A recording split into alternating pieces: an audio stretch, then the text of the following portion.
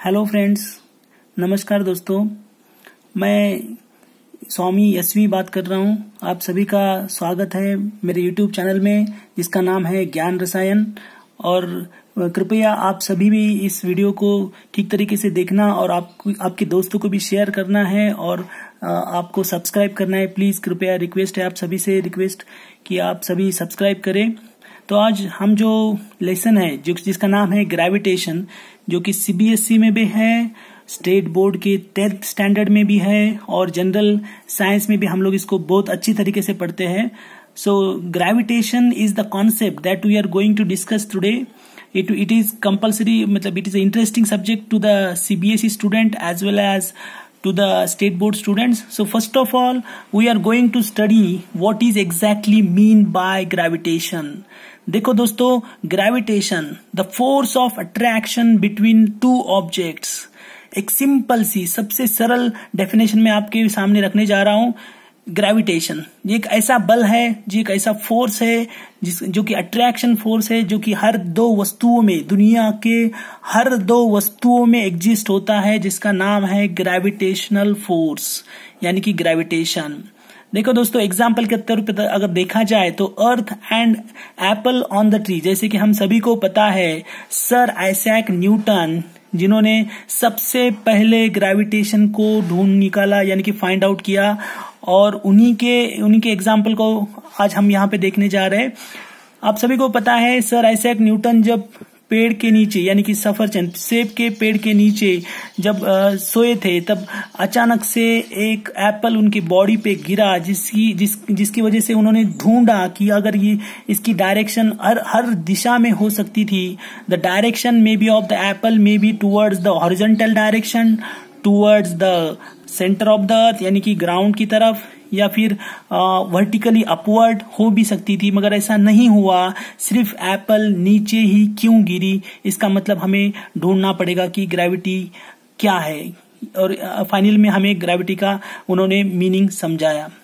आगे देखते हैं दोस्तों कि ग्रेविटी के बारे में। Gravity is a universal force. Gravitational is a universal force, एक वैश्विक बल है। वैश्विक बल यानी कि जो अर्थ पे भी मौजूद है, मंगल पे भी मौजूद है, सन पे भी मौजूद है।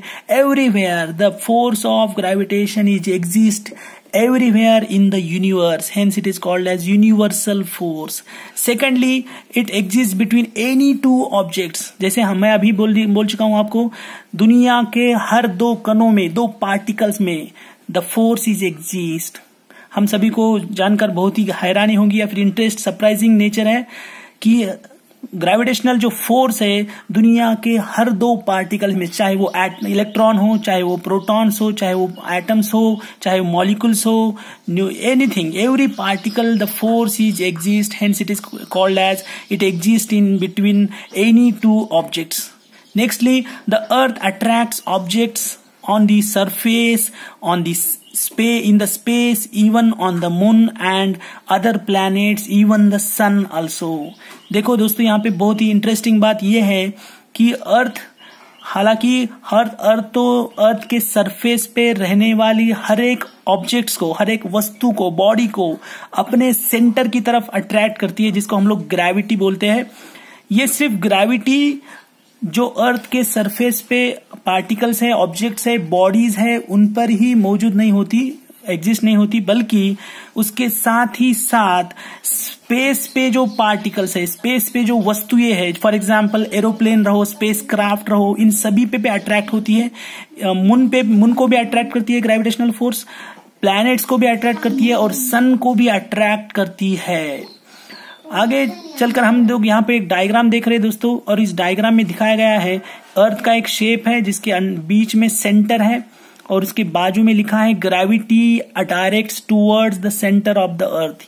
यानी कि दुनिया में जो भी ग्रेविटेशनल फोर्स है, ग्रेविटी है, जो कि अर्थ और कोई भी ऑब्जेक्ट्स के अंदर एग्जिस्ट होती है, वो हमेशा सेंटर ऑफ द अर्थ की तरफ ही डायरेक्ट करती है, यानी कि दिशा उसकी हमेशा अर्थ के सेंटर में ही रहती है। यानी कि ये तो फिक्स हो गया कि हर एक वस्तु जो भी सरफेस पे मौजूद है, एग्जिस्ट है, प्लेस्ड है on the surface of the earth है, that will be always direct toward the centre of the earth. Nextly, even we are studying now what are the different kinds of forces that are exist. Even यहाँ पे example के तौर पे 2-4 example मैंने दे चुका हूँ यहाँ पे। एक तो इलेक्ट्रिक फोर्स है जो कि हमें इलेक्ट्रिसिटी सप्लाई करती है, वो उसमें जो फोर्स होती है जिसको हम इलेक्ट्रोमोटिव फोर्स भी कहते हैं। नेक्स्ट है मैकेनिकल फोर्स। नेक्स्ट है न्यूक्लियर फोर्स, जिसकी वजह से nuclear power plant, atomic bomb energy, ये पूरी एनर्जी जिसमें स्टोर होती है, न्यूक्लियर फोर्स। नेक्स्ट है ग्रेविटेशनल फोर्स, जो कि अभी हम उसके बारे में पढ़ने जा रहे हैं, ग्रेविटेशनल फोर्स। ऐसे बहुत सारे फोर्सेस है जहां पे मैं सिर्फ एग्जाम्पल के तौर पे 3 या 4 एग्जाम्पल यहाँ पे मैं दे रहा हूं। उसके आगे हमें देखना है कि फोर्स की वजह से क्या क्या हो सकता है। जैसे कि अपने लोअर स्टैंडर्ड में, in the lower standard we have already studied that force is a kind of one of the kind of it is nothing but the multiplication of mass and acceleration, F equal to m into a। जैसे कि दोस्तों हमें already पता है कि F equal to m into a, यानी कि बल force equal to mass into acceleration, वस्तुमान और जब त्वरण का जो भी मल्टीप्लीकेशन होगा वो यानी कि फोर्स होगा, जिसका यूनिट न्यूटन है। उसके आगे हम देखने जा रहे हैं फोर्स क्या क्या कर सकता है। सबसे पहले हम जानेंगे force can set a body in motion. देखो दोस्तों, यहाँ पे फोर्स जो है हर एक ऑब्जेक्ट्स को या फिर बॉडी को मोशन में ला सकता है। Secondly, the force can stop a moving body. जैसे कि फॉर एग्जाम्पल अगर हम कार चला रहे और या फिर बाइसिकल चला रहे और अचानक से हम लोग ब्रेक करते हैं तो जो गाड़ी वहीं पे रुकती है, साइकिल वहीं पे रुकती है। इसका मतलब है force can stop a moving object. बल जो है हर एक चलत दिशा में या फिर मूविंग ऑब्जेक्ट को स्टॉप कर देती है। नेक्स्टली, द स्पीड अप और स्पीड डाउन और down a body. For example देखो दोस्तों, यहाँ पे अगर क्रिकेटर कोई भी बैट्समैन जब खेल रहा है तो बैट्समैन जब खेलता है तो बॉल को पुश करता है तो उसकी जो डायरेक्शन है, उसकी जो स्पीड है वो स्पीड अप बढ़ जाती है, या तो साथ में साथ अगर ज्यादा स्पीड में बॉल है तो उसकी स्लो मोशन भी करता है, यानी कि उसकी जो स्पीड है उसको भी स्लो डाउन कर देता है। मतलब फोर्स या तो स्पीड को बढ़ा सकता है या फिर स्पीड को कम भी कर सकता है।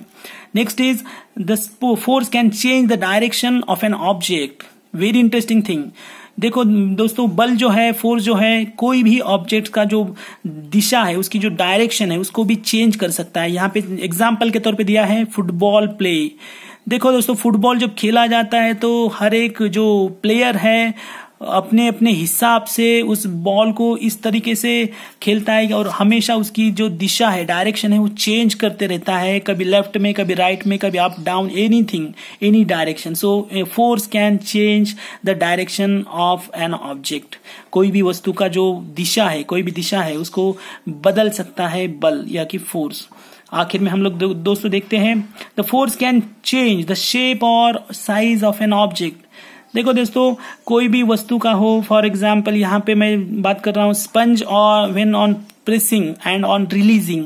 अगर स्पंज को हम लोग प्रेस करते हैं हाथों से तो उसका जो साइज है वो सिकुड़ जाता है, it gets compressed and reduces its size. उसका जो आकार है वो छोटा हो जाता है या फिर कई बार बड़ा भी होता है। जैसे कि हम लोग गुब्बारा है, बलून है, जिसमें हम लोग हवा भरते हैं तो बलून को on blowing the air the balloon gets increased in size or volume.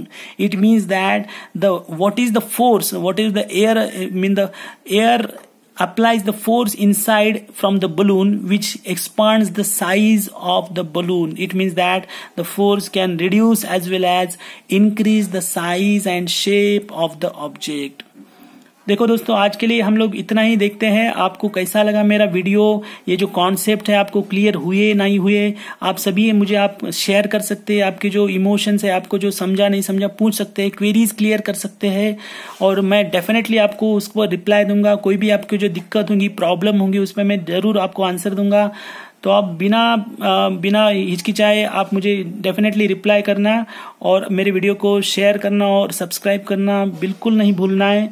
तो मैं आपको सभी को रिक्वेस्ट करता हूँ आपके दोस्तों को भी ये शेयर करना और इसके आगे भी अच्छे अच्छे वीडियोस मैं आपको बनाने वाला हूँ और आपको शेयर करने वाला हूँ।